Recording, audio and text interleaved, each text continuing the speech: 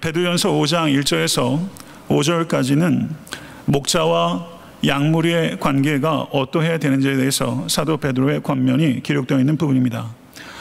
지금은 목사와 장로가 또렷하게 구분이 되어 있다 볼 수 있겠으나 성경 시대에는 목사와 장로와 그리고 감독, 이와 같은 명칭들이 동일한 직분에 대한 서로 다른 호칭이었다는 것을 알 수가 있습니다. 오늘 본문을 보게 되면 5장 1절 4절까지 직접적으로 사도 베드로가 장로들에게 주는 권면이지만 포괄적으로는 누군가의 영적 성장을 도모해야 하는 소명을 갖고 있는 우리 모두에게 적용할 수 있는 영적 교훈이라는 것을 우리는 기억하고 경청해야 할 것입니다.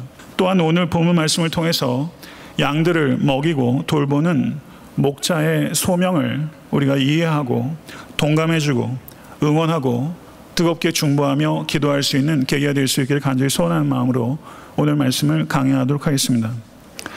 제가 오늘 본문 말씀을 들어가기 전에 오늘 본문 말씀에 기록되어 있는 문맥에 대해서 우리가 잠깐 상고해 볼 필요가 있다고 생각합니다.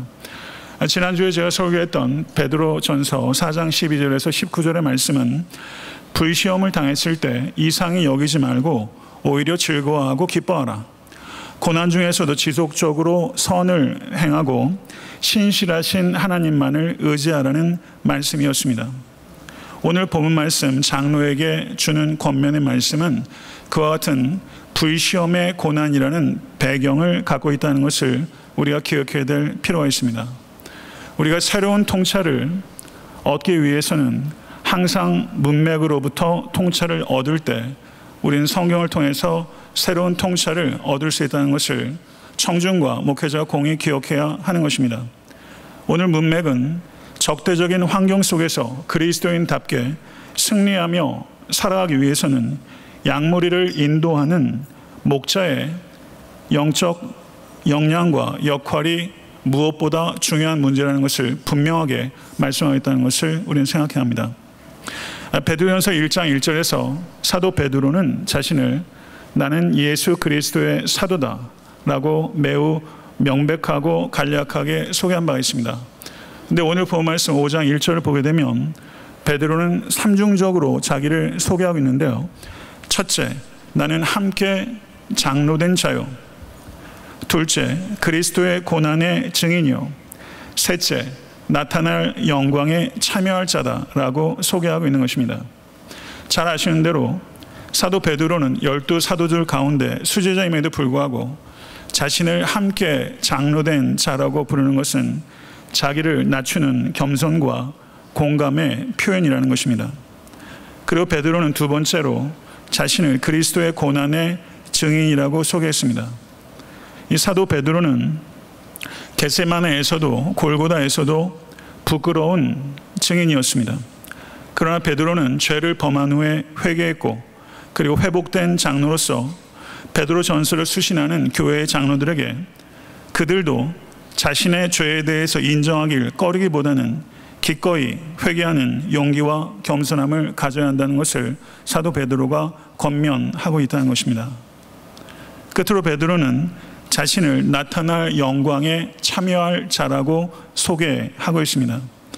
예수 그리스도의 공생의 가운데 마가복음 9장을 보게 되면 이 베드로는 변화산상에서 예수님의 영광을 보았고 그리고 부활하신 주님을 만났을 때 저가 주님의 영광의 일부를 미리 맛보았습니다. 그러나 사도 베드로는 마지막 영광에 참여할 자라고 자신을 소개하고 있는 것입니다. 목양에 참여한다는 것은 고난에 참여한다는 의미이고 영광에 참여하게 될 것이라는 의미라는 것을 우리가 기억할 수 있게 되기를 바랍니다. 2절 말씀을 한번 보시기 바랍니다. 너희 중에 있는 하나님의 양무리를 치되라고 목자의 소명을 상기시키고 있습니다. 장로는 누굽니까? 자신들이 섬기는 양들 가운데 있는 사람이라는 뜻입니다. 장로는 그렇기 때문에 목자이기 이전에 양이라는 것을 기억해야 합니다. 양의 냄새가 나지 않는 장로, 양의 냄새가 나지 않는 성도는 위험한 것입니다. 베드로는 디베레 바닷가에서 내가 주를 사랑하는 줄 주께서 아시나이다 고백을 했고, 그 고백이 끝날 때마다 예수께서는 내 어린 양을 치라 라고 베드로에게 새로운 소명을 주었습니다. 그리스도에 대한 사랑만이 그리스도께서 위하여 죽으신 어린 양들을 불쌍히 여기고 돌보려는 마음을 지속적으로 불이 붙게 한다는 것을 기억하실 수 있게 간절히 바랍니다. 그리고 베드로는 장로들에게 너희 양무리를 치라고 한 것이 아니라 하나님의 양무리를 치라고 말함으로 인해서 양무리들은 장로들에게 맡겨진 이들이지 결코 장로의 양이 아니라는 것을 사도 베드로는 분명하게 언급하고 있다는 것을 우리는 기억해야 하는 것입니다. 사랑하는 성도 여러분, 여러분은 그리스도의 양입니다. 이것을 기억하십시오. 양을 자기 것이라고 생각하는 목사와 장로들 있습니다. 그렇게 착각하는 이들은 양무리들을 목양할 때 카우보이처럼 양들을 몹니다. 그러나 선한 목자이신 예수께서는 양무리 앞에 걸어가시고 양들을 위해서 자기 목숨을 버리는 선한 목자이셨습니다. 선한 목자이신 예수 그리스도를 본받는 장로들은 자신이 부목자라는 것을 항상 기억합니다. 오늘 본 말씀 베드로전서 5장 4절을 보게 되면 예수께서 목자장이시라고 고백하고 있습니다. 영어로 목자장을 Chief Shepherd라고 말합니다. 목자장이신 예수 그리스도를 위해 일하는 부목자, Under Shepherd라는 의식을 가질 때 목자로서의 소명을 잘 감당할 수 있다는 것을 기억하시고, 이제 계신 모든 권속들께서 특별히 목양의 책임을 가지고 있는 리더께서는 나는 Under Shepherd, 나는 부목자라는 의식을 항상 가지실 수 있게 되기를 주님의 이름으로 축원합니다. 2절에서 3절을 보게 되면 목자가 양무리들을 돌봄에 있어서 세 가지 방식들을 권면하고 있습니다. 첫 번째로 억지로 하지 말고 하나님의 뜻을 따라 자원함으로 양무리를 돌보라는 것입니다. 여기에서 억지로라고 번역된 성경 원어의 뜻은 강압에 의해 마지못해 의무감으로 타의로라는 뜻입니다. 그렇게 양무리를 돌보는 것이 아니라 자원하는 마음으로 자의로 자발적으로 부지런함으로 섬기라는 것이 하나님의 뜻입니다. 성도 여러분, 이러한 열심, 부지런하게 양무리를 돌보는 열심은 그리스도의 은혜를 체험하는 데서 흘러나오며 은혜에서 나오는 열심만이 그리스도의 영광을 위해서 흘러 들어가게 되는 것입니다. 사랑하는 성도 여러분, 목자의 열심은 그리스도의 은혜를 체험하는 데서 흘러나오고 그리고 그리스도의 영광을 위해서 흘러 들어가게 된다는 것을 기억하실 수 있기를 간절히 바랍니다.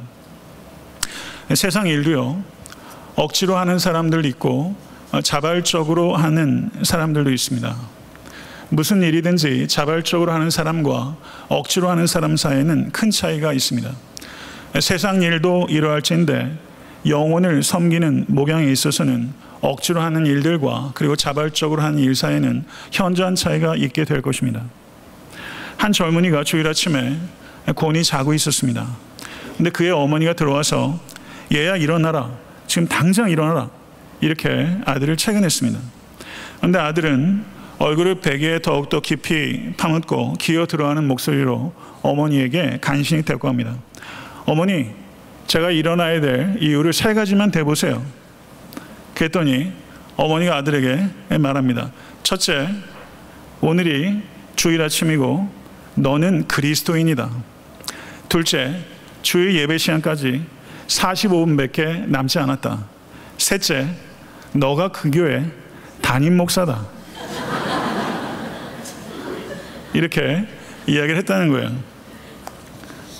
이게 사역을 억지로 하는 거죠. 그런데 이 이야기가 우스운 얘기인데요, 가만히 보면요, 많은 목회자들이 이와 같이 소진되기 일보 직전의 상태에 있다는 것이 엄연한 현실이라는 것을 우리가 생각해야 될 필요가 있습니다.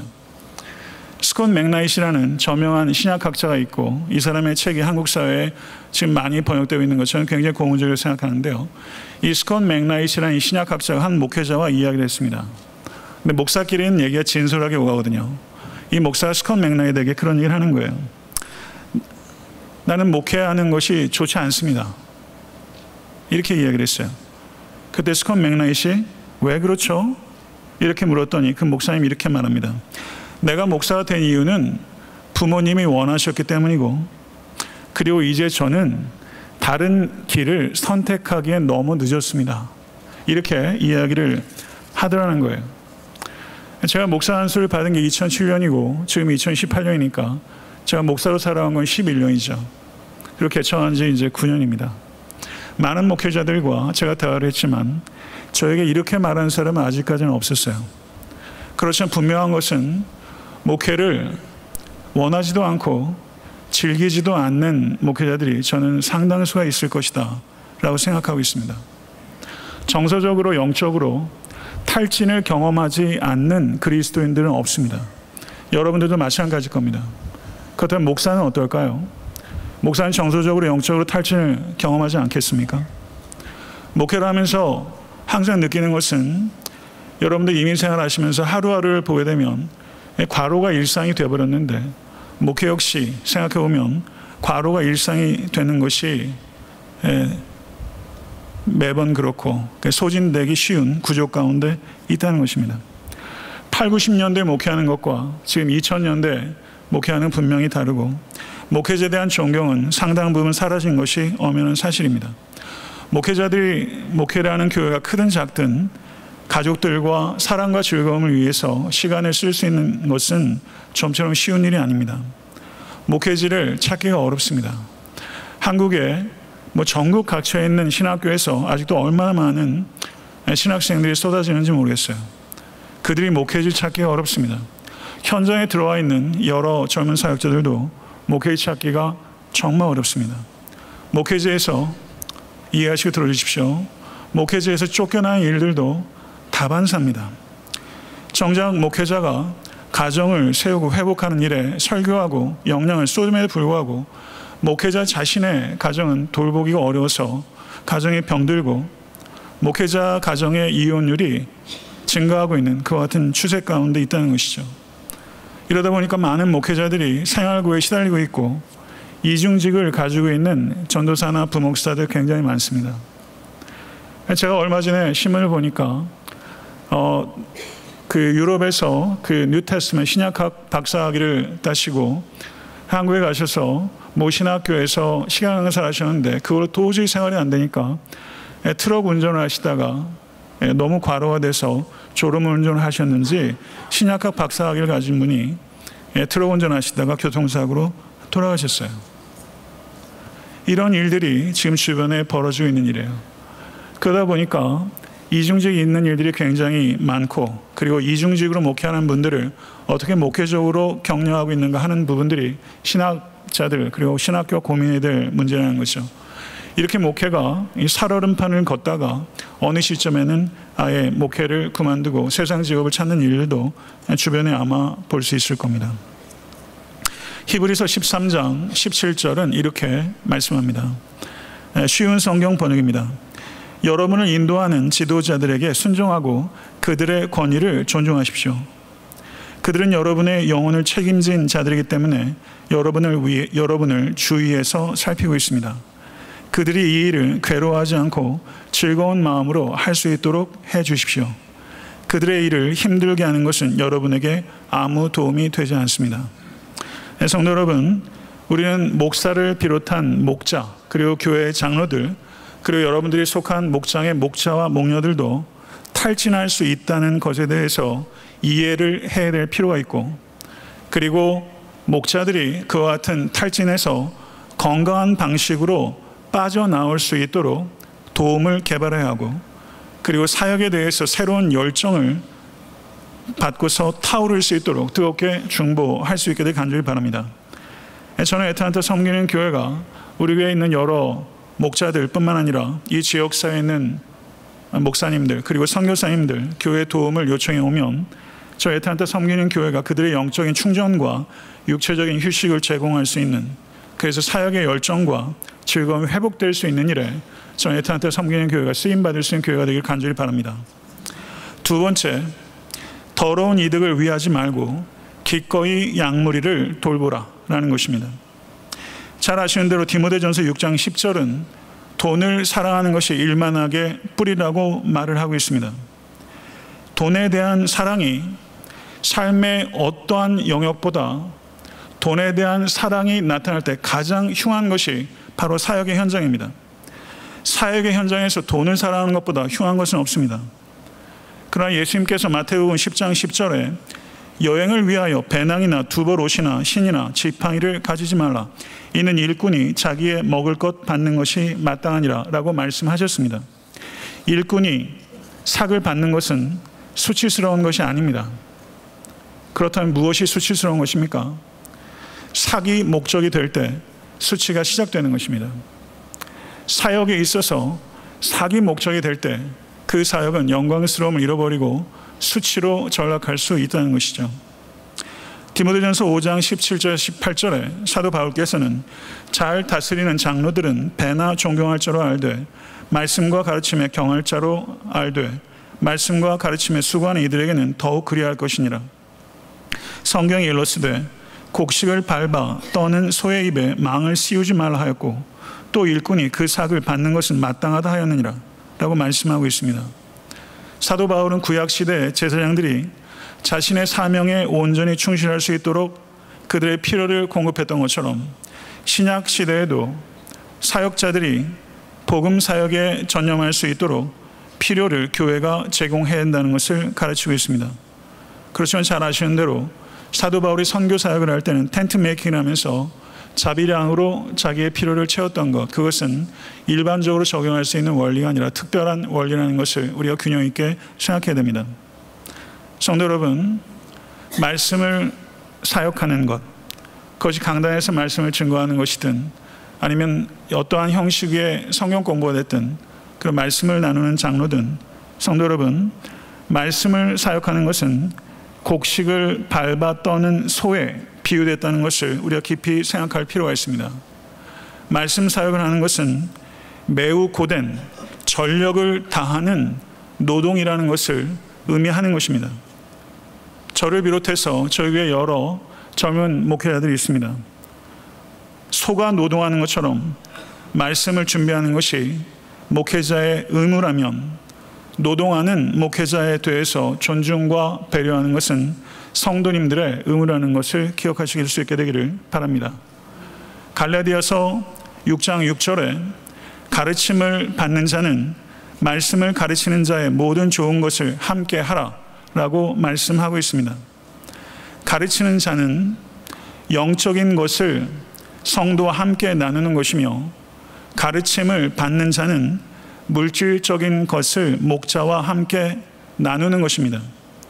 여기에서 함께 하라라고 번역되는 성경 원어가 코이오 네오라는 단어인데 이 단어는 페이라는 뜻이 아니라 쉐어라는 뜻을 가지고 있는 것입니다. 그런데 성도님들 가운데 목회자에게 페이한다라는 생각을 가지고 있는 사람이 적지 않은 것 같습니다. 그것은 비성경적인 것입니다.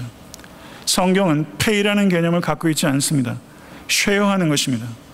목자는 영적인 것을 쉐어하는 것이고 성도들은 목자가 영적인 일에 전념할 수 있도록 물질적인 것을 목자와 쉐어하는 것입니다. 사랑하는 성도 여러분, 여러분들의 신앙생활이 건전하고 능력 있게 되기 위해서는 저를 비롯한 여러 목사님들과 그리고 교회 장로들과 여러분들이 어떤 관계를 맺는가 하는 것과 매우 밀접한 관계가 있다는 것을 유념하십시오. 지나치게 목회자에게 후대하는 것, 그리고 지나치게 박대하는 것, 이 두 가지 양극단을 피해야 됩니다. 저를 비롯한 저희 교회 모든 젊은 목회자들, 저희들의 의무는 단순하고 소박한 삶을 추구해야 될 의무에 저희들이 충실해야 할 것이고, 그리고 이 자리에 함께 하신 모든 권속들께서는 목회자가 목회에 전념할 수 있도록 환경을 조성하는 의무를 다해야 하는 것입니다. 세 번째, 맡은 자들에게 주장하는 자세로 하지 말고 양무리의 본이 되어 돌보라.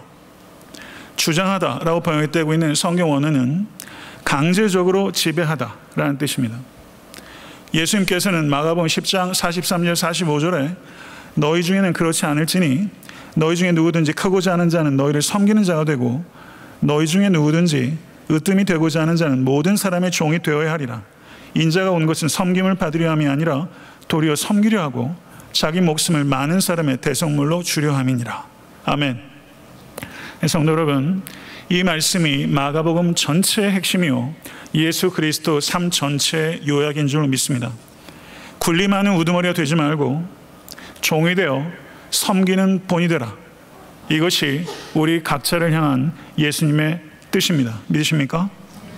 사도 바울은 빌립보서 4장 9절에서 너희는 내게 배우고 받고 듣고 본바를 행하라 라고 말씀하셨습니다. 사도 바울은 가르치는 대로 행함으로 자신의 삶을 복음의 증거로 만들기 위해서 전력을 다한 사도입니다. 그리스도인이 되라고 말하십시오. 그리스도인이 되라고 말하는 사람은 그리스도인이 된다는 것이 어떠한 삶인지를 보여줄 수 있어야 합니다.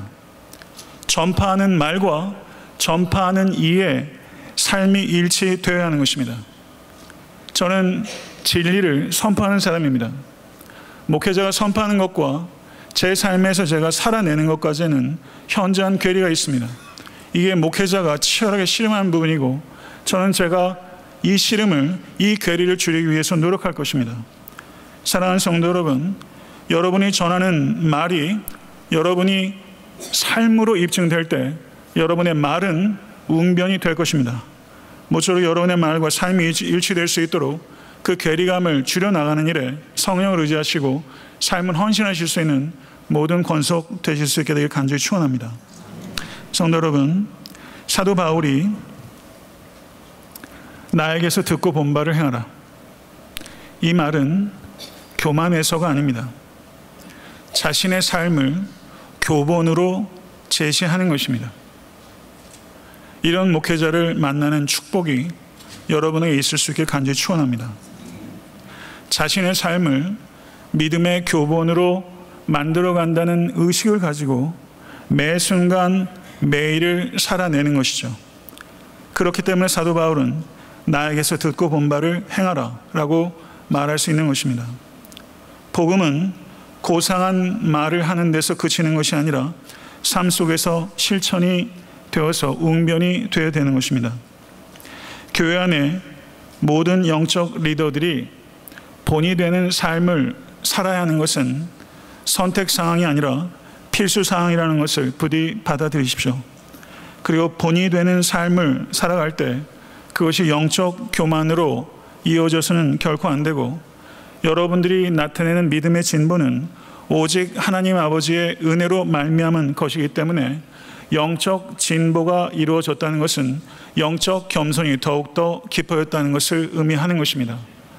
만약에 여러분들이 영적 진보를 자랑하는 교만으로 이어진다면 그것은 영적 진보가 아니라 영적 퇴보라는 것을 나타내는 것이고 모쪼록 이 자리에 계신 모든 권속 한 분 한 분이 영적 진보를 나타내시고 그것을 겸손으로 표현하실 수 있게 되기를 간절히 소원합니다. 성경은 본이 되라 라고 말씀하지만 완벽하라고 말하는 것은 아닙니다. 하나님께서 여러분과 저에게 원하는 것은 완벽하라는 것이 아니라 진보하라는 것입니다. 사람들이 리더십을 공격해 올 때가 있습니다.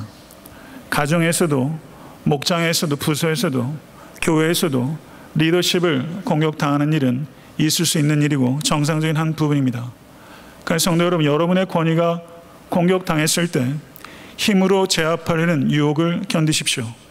성경은 힘을 사용하지 말고 본이 되라고 가르치고 있다는 것을 유념하시고 끝까지 본이 되는 방식으로 여러분의 영적 권위를 세워가실 수 있는 축복을 누리실 수 있게 간절히 축원합니다. 4절 말씀을 보게 되면 양머리를 돌본 목자에게 약속된 보상을 언급하고 있습니다. 4절의 말씀을 다시 한번 읽어보도록 하겠습니다. 시작. 그리하면 목자장이 나타나실 때 시들지 아니하는 영광의 관을 얻으리라. 아멘. 목자가 바라보는 것은 시들지 않는 영광의 관입니다. 목자가 바라보는 것은 이 지상의 보상이 아니라 이 지상을 뛰어넘는 세상을 초월하는 하늘의 보상이라는 것을 기억하십시오. 디모데후서 4장 8절을 보게 되면 이제 후로는 나를 위하여 의의 면류관이 예비되었으므로 주곧 의로우신 재판장이 그날에 내게 주실 것이며 내게만 아니라 주의 나타나심을 사모하는 모든 자에게도니라. 아멘. 네, 이사야서 28장 5절 말씀. 네, 다시 읽도록 하겠습니다. 그날에 만군의 여호와께서 자기 백성의 남은 자에게 영화로운 면류관이 되시며 아름다운 화관이 되실 것이라. 아멘. 하나님께서 우리에게 주실 수 있는 최고의 것은 하나님 자신인 줄로 믿습니다. 하나님 자신이 우리에게 영화로운 면류관이 되어 주실 것이다. 사랑하는 성도 여러분, 이 말씀 붙잡으실 수 있게 되길 간절히 축원합니다. 잠언 10장 24절의 말씀을 보게 되면 악인에게는 그의 두려워하는 것이 임하거니와 의인은 그 원하는 것이 이루어지느니라 라고 말씀하고 있습니다. 악인이 가장 두려워하고 구속받은 의인이 가장 바라는 것은 목자장이신 우리 주님의 얼굴입니다. C.S. 루이스는 인간은 궁극적으로는 두 개의 표정을 갖게 될 것이다 라고 말했습니다. 하나의 표정은 우주의 기쁨이요, 또 하나의 표정은 우주의 공포다, 이렇게 말했어요. 인간은 목자장이신 예수 그리스도께서 나타나실 때 그 얼굴에 감출 수 없는 기쁨의 표정을 갖거나 감출 수 없는 공포의 표정을 갖게 될 것이다 라는 것이죠. 이것은 뛰어난 통찰입니다. 말씀을 맺겠습니다. 사랑하는 성도 여러분, 누군가의 영적 성장을 위해 헌신하는 것, 이거는 목사와 장로에 국한된 것이 아니라 중생한 모든 그리스도인들이 갖고 있는 거룩한 소명입니다. 이것을 받아들이십시오. 사역에 참여한다는 것, 그것은 곧 고난에 참여한다는 뜻입니다. 그러나 목자장이신 예수 그리스도께서 나타나실 때 영광에 참여하게 될 것이라는 것을 잊지 마십시오. 양무리들은 하나님께서 맡겨주신 하나님의 양이며 우리는 목자장이신 그리스도를 위해 일하는 부목자라는 것을 기억하십시오. 그리고 부목자, 언더 셰퍼드가 기억해야 될 세 가지 태도는 자발적으로 기꺼이 본이 되어 양을 돌보라. 충성되게 목자의 사명을 감당하십시오. 하나님의 영원한 면류관이 주어지게 될 것이고 하나님 자신이 여러분에게 영원한 면류관이 되어 주실 것입니다.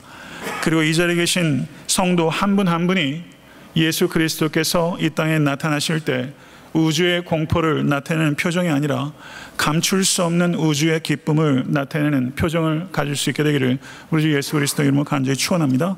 기도하겠습니다.